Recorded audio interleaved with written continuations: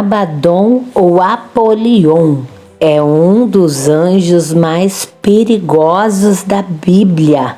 Exatamente. Em hebraico, Abaddon é conhecido como o anjo do abismo e no grego Apolion como destruidor de homens. O pior dos anjos caídos vai ser solto do abismo. Mas quem são os anjos e por que eles foram criados eternos? Tudo isso nós vamos saber a partir deste momento, um momento maravilhoso quando Deus tudo criou. Os anjos são seres espirituais criados por Deus, dotados de capacidade moral e intelectual. A Bíblia não diz de forma detalhada como são os anjos, mas indica que eles são seres invisíveis que eventualmente podem se manifestar de forma visível. A palavra anjo significa mensageiro. Na Bíblia, essa palavra traduz principalmente angelos, que por sua vez traduz o hebraico malak. No original, normalmente esses termos se referem a seres celestiais. Outra palavra grega utilizada para se referir aos anjos é pneumata, que significa espíritos. Esta palavra designa principalmente os anjos caídos na expressão espíritos imundos. Mas na Epístola aos Hebreus, essa palavra se refere aos anjos de Deus como espíritos ministradores. Os gregos Archai e Echalchiai, principados e potestades, também são utilizados para se referir aos anjos maus e aos anjos de Deus, dependendo do contexto. A Bíblia não fala especificamente sobre a origem dos anjos. Tudo o que se sabe é que eles foram criados por Deus. Também não é possível determinar especificamente quando os anjos foram criados. O livro de Jó indica que os anjos estavam presentes na fundação do mundo, mas isso não significa que os anjos foram criados por Deus antes de qualquer outra coisa. Os anjos são seres espirituais, o que significa que eles não possuem corpo, mas às vezes os anjos também podem se manifestar de forma visível, inclusive de modo semelhante à forma física humana. Por causa das suas características, evidentemente os anjos podem se mover pelo espaço ou mesmo se concentrar numa determinada área. De forma poética, o profeta Ezequiel compara a velocidade de locomoção dos anjos a um clarão de relâmpago. Isso também indica que de modo algum se pode pensar que os anjos são onipotentes. Apesar de serem espíritos, os anjos são limitados ao tempo e ao espaço, e assim não podem estar em dois lugares ao mesmo tempo.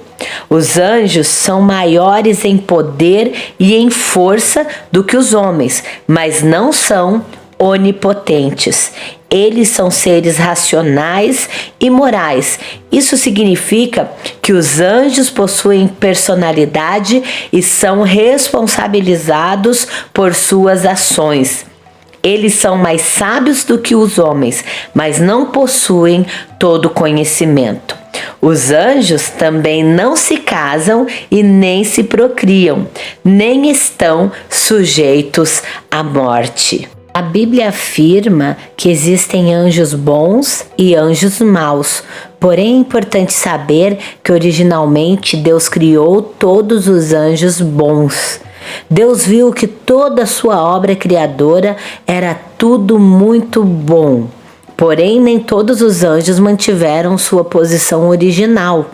Tendo sido criados com livre-arbítrio, alguns dos anjos não guardaram seu estado original e caíram em pecado. Portanto, antes mesmo do pecado ter origem no mundo físico através da queda do homem, ele teve origem no mundo espiritual com a queda de alguns seres angelicais. De todos os anjos caídos, também chamamos comumente de espíritos imundos e demônios, a Bíblia fala o nome de apenas o principal deles, Satanás. Já os anjos bons são chamados de forma geral de anjos eleitos, santos anjos, anjos de luz e anjos de Deus. Dentre todos os anjos de Deus, a Bíblia indica o nome de apenas 2 deles, Gabriel e Miguel. Satanás veio para matar, roubar e destruir.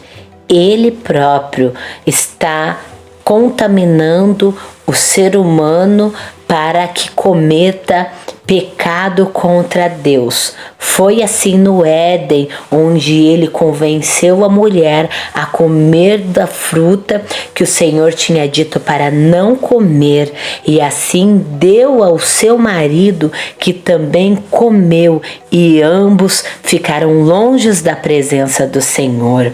Agora, tem um anjo destruidor que está reservado para os últimos tempos, e é somente no livro do Apocalipse que Abaddon ou Apolion aparece de forma personificada. O apóstolo João escreve que o nome Abaddon em hebraico e Apolion em grego é o nome do anjo que reina sobre o abismo. A figura desse anjo está diretamente relacionado à ideia de punição e destruição. Abaddon e Apolion foi transmitido no sentido de destruição.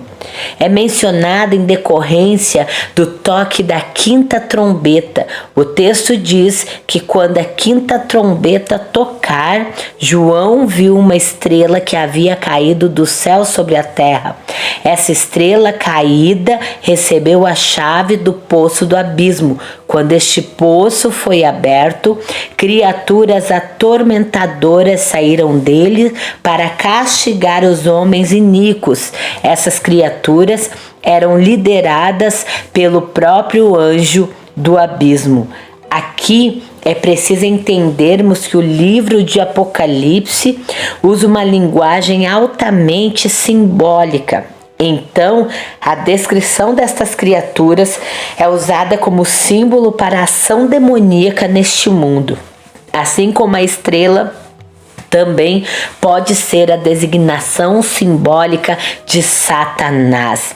Precisamos entender que a maioria das pessoas irão chorar de tanto pavor e dor quando esta estrela caída, Apolion, Abaddon, estiver vindo para destruir parte da terra.